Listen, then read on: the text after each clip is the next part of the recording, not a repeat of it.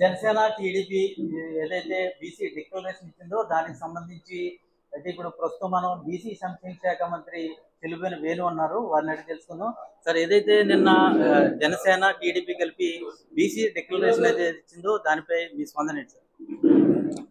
చంద్రబాబు అబద్ధాలకి ఒక కొత్త డ్రెస్ దొరికి మళ్ళా బీసీలు మోసం చేయడానికి చేసే ప్రయత్నంలా కనిపించింది. చంద్రబాబు చెప్పిన అబద్ధాలకి ఒక కొత్త డ్రెస్ తొడిగి మళ్ళా బీసీలు మోసం చేయడానికి ఒక ప్రయత్నంలా కనపడ్డది. గత ఎన్నికల్లో 142 హామీలు ఇచ్చి మేనిఫెస్టో నుంచి దాన్ని మిస్ చేసేసిన సందర్భం. చంద్రబాబు ఆత్మ పరిశీలన చేసుకోవాలి. గత ఎన్నికల్లో నేను బీసీలకు ఎన్ని హామీలు ఇచ్చాను, ఎన్ని అమలు చేశాను, బీసీలను నేను ఎలా చూశాను, బీసీలను బానిసలుగా బీసీలను విద్యకు దూరంగా ఉంచినటువంటి పాపంలో నేను భాగస్వామినని ఒకసారి మనస్సాక్షిని అడిగితే చంద్రబాబుకు తెలుస్తుంది. నిన్న బీసీ డిక్లరేషన్లో అతను చెప్పినవన్నీ కూడా అబద్ధాలే. చేస్తారనేది అతని పరిధిలో లేని అంశాల మీద మాట్లాడటం అనేటువంటిది పెద్ద అబద్ధం. అబద్ధాలతోటి ప్రజలను మోసగించాలని ఏకైక లక్ష్యమే అతని ఎజెండా. ఆ ఎజెండాని ప్రజలు ఒకసారి చూశారు, చూసి తీర్పిచ్చారు, మళ్ళా తీర్పు ఇవ్వబోతున్నారు. ప్రజలు నిజమైన జగన్ వెంట ఉంటారు, అబద్ధం చంద్రబాబుని ఇంటికి పంపిస్తారు.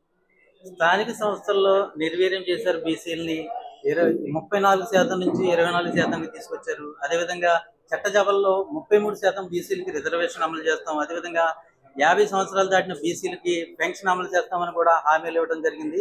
దీనిపై మీ స్పందన? ఇప్పుడు ప్రకటించాడు కదా చంద్రబాబు నాయుడు, ఆయన సామాజిక వర్గానికి ఎన్ని సీట్లు ప్రకటించాడు? 4% ఉన్న వాళ్ళకి 21, 45% ఉన్న వాళ్ళకి 18. ఏమి రిజర్వేషన్ అది? ఏమి రిజర్వేషన్ అది? అర్థమైంది కదా.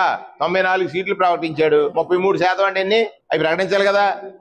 ఇప్పుడు నువ్వు చేసిన దాంట్లో చేయలేవు, ఎప్పుడో చేస్తానంటే నమ్మి స్థితిలో ప్రజలు లేరు.